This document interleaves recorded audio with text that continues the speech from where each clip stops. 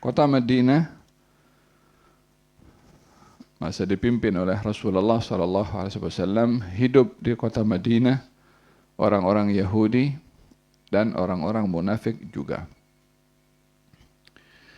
Orang-orang munafik hidup di dalam masyarakat kaum muslimin disebabkan mereka menampakkan Islam, walaupun mereka menyembunyikan kekufuran. Salat bersama kaum muslimin,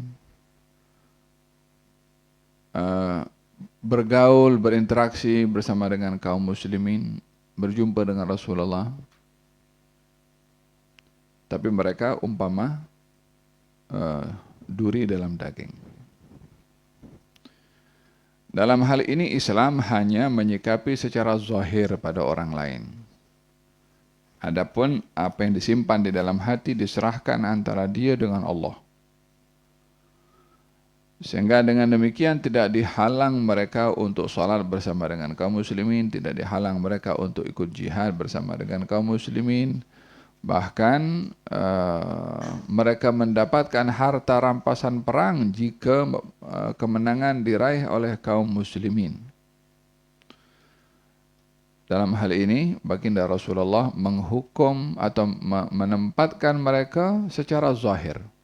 Mereka menampakkan Islam, maka kita berinteraksi dengan mereka seperti mana interaksi kita dengan orang Islam, walaupun mereka adalah orang-orang munafik. Yang kedua, orang-orang Yahudi. Orang-orang Yahudi bukan di bawah pentadbiran kaum muslimin. Kalau orang munafik hidup dalam pemerintahan kaum muslimin. Orang-orang Yahudi tidak. Dia atau golongan orang-orang Yahudi yang ada koalisi, yang ada kerjasama, perjanjian, saling menghormati antara puak kaum orang-orang Yahudi dan kaum muslimin yang dipimpin oleh Rasulullah. Jadi masa perang Uhud, orang-orang Yahudi tak join dengan Rasulullah. Sebahagian daripada orang-orang munafik awalnya join, lepas itu mereka tarik diri, 300 orang. Jadi waktu itu mereka orang-orang munafik mengolok-olok kepada kaum muslimin. Katanya, kalau kamu dengar cakap aku dulu untuk tidak keluar daripada Madinah dan melawan kepada Quraisy, berperang di medan perang di Uhud, kata kaum munafik, kalau kamu dengar cakap aku dulu, maka tak akanlah ada yang terbunuh di antara kamu. Ini namanya asyamatah. Asyamatah itu kalau bahasa kita mungkin padan muka, bilang begitu. Namanya asyamatah.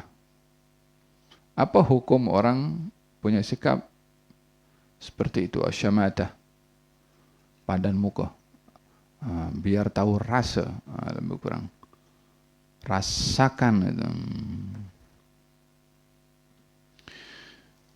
Baginda Rasulullah SAW bersabda, la tudhiru syamatata li akhika fayu'afiyahu Allahu wa yabtalika, atau kama qala. Kamu jangan sekali-kali menampakkan asyamatah, kegembiraan pada musibah yang menimpa saudara kamu. Jangan sekali-kali kamu mengatakan padan muka kepada saudara kamu, karena kekhilafan atau kekurangan saudara kamu itu. Mungkin saja satu hari Allah angkat ia daripada kekurangannya dan menguji kamu dengan kekurangannya.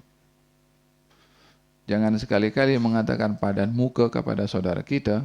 Suatu hari benda itu akan kena kepada kita dan orang akan kata kepada kita padan muka.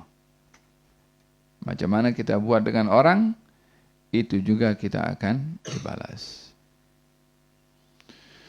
Islam tidak mengajarkan kepada kita bergembira dengan musibah yang menimpa orang lain. Islam mengajarkan kepada kita solidarity dalam senang dan dalam keadaan susah. Bila saudara kita senang, kita berkongsi kesenangan. Bila saudara kita susah, kita berkongsi kesusahan. Artinya, tidak boleh menampakkan kesenangan pada kesusahan orang dan tidak juga menampakkan kesusahan pada kesenangan saudara kita. Berkongsilah gembira dengan kita punya saudara, dan berkongsilah kesedihan kepada kesedihan saudara kita. Oleh sebab itu di dalam syariat Islam kita diajarkan namanya tahniah. Ya kan? Baik itu tahniah karena rumah baru, karena dapat anak baru, tahniah dapat menjadi pengantin baru, tahniah. Apa sebabnya? Yang dapat rumah orang itu, yang dapat anak orang itu, yang baru kawin orang itu, tapi kita gembira juga. Bukan kita dapat anak, bukan kita punya rumah, bukan kita yang kawin. Ini namanya bergembira dengan kegembiraan saudara kita. Sama juga dengan kalau orang dapat musibah, keluarganya meninggal dunia, maka kita pun ucapkan ta'ziah. Apa ta'ziah itu? Doa untuk menenangkan orang yang susah, dan kita pun ikut membantu kepada orang yang susah itu. Oleh hadza dikatakan dalam Al-Qur'anul Karim, ketika orang-orang munafik bergembira dengan musibah yang menimpa kepada kaum muslimin, ditegur oleh Allah Subhanahu wa taala, in tamsaskum hasanatun tasu'hum wa in tusibkum sayyi'atun yafrahu biha. Kalau menimpa kepada kamu kemenangan, orang-orang munafik tak senang hati. Bila menimpa kepada kamu kekalahan, orang-orang munafik gembira. Justru sebaliknya. Dengan demikian, janganlah sekali-kali kita bergembira dengan kesusahan saudara kita. Hatta kita tak cocok dengan dia. Jika tidak, maka akan termasuk orang yang menyerupai orang-orang munafik. Faham dong? Orang-orang munafikin dan orang-orang Yahudi menampakkan asyamata, kegembiraan pada musibah yang menimpa kepada kaum muslimin, dan mengolok-olok kepada kaum muslimin. Katanya, mana itu janji Tuhan, janji Allah yang akan menyelamatkan atau memberikan kemenangan kepada kamu, katanya begitu. Tidak cukup kaum munafik ini dan orang-orang Yahudi mengolok-olok kaum muslimin dengan syamata. Yang kedua, mereka memprovok dengan mempersoal keyakinan kaum muslimin kalau kemenangan datang daripada Allah, mana pertolongan Allah, katanya. Untuk menanamkan keraguan-raguan di hati orang yang beriman. Maka turun firman Allah Subhanahu wa taala, fa anzalallahu taala ayatin min surati Ali Imran ta'liqan ala irjafil yahud wal munafiqin wa bayanan li hikmati ma hasala fi ghazwati Uhud. Allah menurunkan ayat-ayat dalam surat Ali Imran menjawab kepada tuhmahan kaum Yahudi dan orang-orang munafik, dan untuk menjelaskan hikmah di sebalik kekalahan dalam peperangan Uhud. وهي تبدأ بقوله تعالى وإذ غدوت من أهلك تبوئ المؤمنين مقاعد للقتال والله سميع عليم, sampai firman Allah Subhanahu wa taala الذين قالوا لإخوانهم وقعدوا لو أطاعونا ما قتلوا قل فادرؤوا عن أنفسكم الموت إن كنتم صادقين. Ketika engkau keluar di waktu pagi, wahai Rasulullah Muhammad, daripada rumahmu, daripada rumah baginda Rasulullah dan Siti Aisyah, untuk mengatur saf dan juga tentera kaum mukminin untuk keluar dalam berjihad perang Uhud. Allah Maha mendengar lagi Maha mengetahui. Jadi Nabi keluar daripada rumah Siti Aisyah, terus pakai baju perang dan menyediakan kaum muslimin untuk berperang dalam peperangan Uhud. Kemudian sampailah peperangan itu selesai dan kalah. Ketika peperangan itu kalah, orang-orang munafik mengolok-olok kepada baginda Rasulullah dan kaum muslimin, katanya, kalau kamu tak perang, kalau kamu tak keluar, kalau kamu bertahan di Madinah, maka kamu tak akan terbunuh. Dijawab oleh Allah SWT, qul fadra'u an anfusikumul mauta. Oke, kalau kamu wahai orang-orang munafik mendakwa, mengatakan orang-orang beriman kalau tak keluar berperang maka tak akan terbunuh dalam peperangan. Oke, kalau tak join perang, duduk dekat Madinah, ujungnya mati juga atau tidak? Mati juga. So kalau pergi perang mati, syahid. Kalau tak ikut dalam perang, satu hari pun juga pasti akan mati juga. Katanya kalau kamu, alasan kamu, kalau tak ikut perang, maka kamu tak akan mati. Nah, kalau begitu, kalau kamu tak ikut perang, siapa yang boleh menghalang kematian ajal datang kepada kamu? Hatta kamu tak ikut perang. Kalau yang dipersoal adalah kamu, yang bertikai adalah kalau ikut perang mati. Nah, adakah bermakna kalau tak ikut perang mati tak datang kepada kamu? Qul fadra'u an anfusukumul maut in kuntum shadiqin. Oke, kalau begitu coba larang kematian datang kepada kamu hatta kamu di rumah kamu. Walau kuntum fi burujin musyayyadah, kalaupun kamu lari dari kematian dan masuk dalam bangunan yang terbangun kuat, kunci semua, pakai password. Terus malaikat maut akan ketuk pintu. Assalamualaikum, boleh saya masuk? Malaikat maut akan cakap macam tu kah? Tolonglah, bukalah. Karena orang yang bodoh berpikir begitu. Menyangka kalau kematian boleh dielakkan, baik dengan mengelak daripada hadir dalam peperangan, bersembunyi di tempat yang tertutup rapi, terkunci semua, atau berbangunan yang cukup kuat, atau dalam kacau. Adakah hal itu akan menghalang malaikat maut untuk datang mencabut nyawanya? Faham belum? Qul innal mauta alladhi tafirruna minhu fa innahu mulaqikum thumma turadduna ila alimil ghaibi wasyahada fa yunabbi'ukum bima kuntum ta'malun. Qul kullu nafsin dha'iqatul maut wa innama tuwaffawna ujurakum yawmal qiyamah faman zuhziha 'anil nar wa udkhilal jannata faqad faz wa mal hayatud dunya illa mata'ul ghurur. Demikian sebahagian orang berkeyakinan bahwasanya kalau saya tak jalan hari ini, maka tak berlaku apa-apa berlaku kepada saya. yakni orang yang dia tidak redha dengan ketentuan qada dan qadarnya Allah. Orang yang dia menyangka bahwasanya kematian hanya di medan perang. Kalau tak ikut medan perang berarti tak mati. Golongan munafik punya keyakinan seperti itu.